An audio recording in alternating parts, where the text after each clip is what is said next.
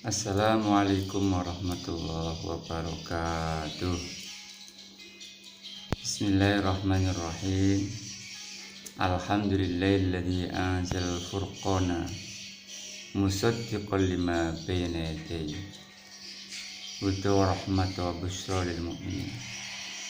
Wassalatu wassalamu ala sayyidil mursalin sayyidina maulana Muhammadin wa ala alihi wa ashabihi ajma'in, amma ba'du. Anak-anakku sekalian yang saya sayangi, selamat pagi, selamat beraktivitas, selamat menjalankan ibadah puasa. Semoga amal ibadah kita diterima di sisi Allah Subhanahu wa taala. Amin, Allahumma amin. Langsung saja materi pada hari ini, Selasa tanggal 13 Mei 2020 atau 19 Ramadan 1441 adalah tafsir, pelajaran tafsir. Apa itu tafsir? Ilmu tafsir adalah ilmu yang membahas tentang beberapa pokok-pokok atau beberapa pondasi-pondasi pengetahuan, di mana dengan pondasi ini kita dapat mengetahui kalamullah, kita dapat mengetahui firman-firman Allah, tentunya sesuai dengan kekuatan kita. Itu definisi atau takrif daripada ilmu tafsir. Sedangkan pengarang ilmu tafsir sendiri itu ar-rasikhuna fil ilmi, yaitu orang-orang yang benar-benar pandai di dalam bidangnya, dalam ilmu pengetahuan ilmu tafsir ini. Dan ilmu tafsir ini ada semenjak era sahabat Rasulullah Sallallahu Alaihi Wasallam hingga sampai saat ini. Kita tentunya nggak boleh menafsir Al-Quran dengan pendapat kita sendiri. Ada sebuah ancaman yang sangat-sangat berbahaya sekali, yaitu sabda Nabi Agung Muhammad Sallallahu Alaihi Wasallam, man fassara al-Qur'ana bi ra'yi falyatabawwa maq'adahu minan nar. Barang siapa yang menafsiri Al-Qur'an dengan pendapatnya sendiri tanpa merujuk kepada pendapat ulama, maka silahkan persiapkan tempat duduknya di neraka. Na'udzubillah min dzalik.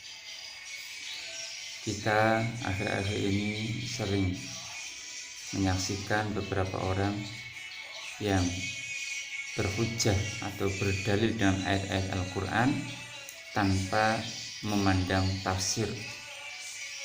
Contoh seperti kaum liberal, yaitu kelompok orang yang mengatakan bahwa semua agama itu sama.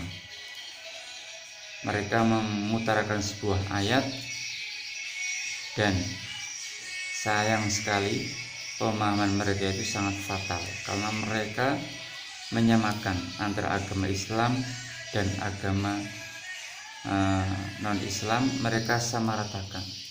Ini jelas-jelas bertentangan dengan Al-Quran.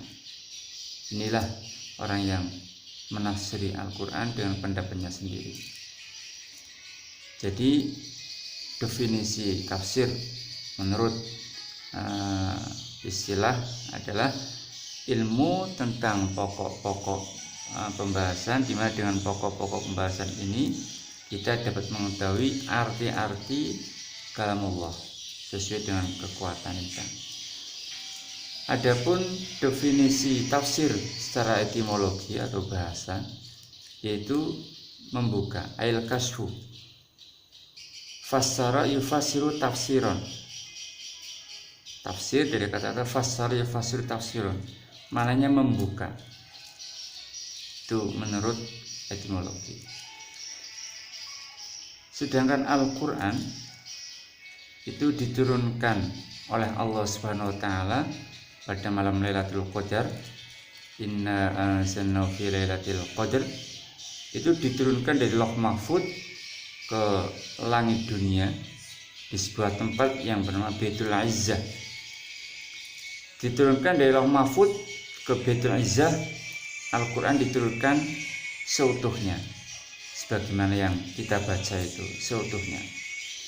Kemudian dari Baitul Izzah diturunkan ke Nabi kita Nabi Muhammad Sallallahu Alaihi Wasallam berangsur-angsur sesuai dengan waqi'iyah atau fenomena yang terjadi pada zaman Rasulullah Sallallahu Alaihi Wasallam. Contoh ketika ada sahabat yang mengerjakan sholat dalam keadaan mabuk, lalu turunlah ayat Al-Quran, wala taqrabus sholata wa antum sukaro. Kemudian ketika peristiwa haji wada juga turun ayat al-yawma akmaltu lakum dinakum, seterusnya. Jadi dari Lauh Mahfuz ke langit dunia di sebuah tempat namanya Baitul Izzah, Al-Quran diturunkan seutuhnya. Kemudian dari Baitul Izzah diturunkan ke Rasulullah, Al-Quran diturunkan berangsur-angsur sesuai dengan kejadian yang terjadi. Dan Al-Quran ini dari Baitul Izzah ke Rasulullah diturunkan dalam masa atau dalam waktu 23 tahun. 23 tahun. Demikian mukadimah yang saya sampaikan pada pagi hari ini. Untuk selanjutnya mari kita simak pelajaran tafsir di bawah ini, dan akan saya awali dari surat An-Nas, surat An-Nas, dari surat yang pendek-pendek, juz amma, mulai dari juz amma ya. Karena saya ketika di pondok dulu juga demikian, pertama kali mengaji tafsir ya dari juz amma. Jadi nanti naik ke atas insya Allah, kalau kita diberi umur yang panjang, dapat istiqomah, diberi kesehatan, kemampuan, insya Allah nanti bisa lanjut ke juz 1 dan juz berikutnya. Mari kita simak pelajaran tafsir berikut.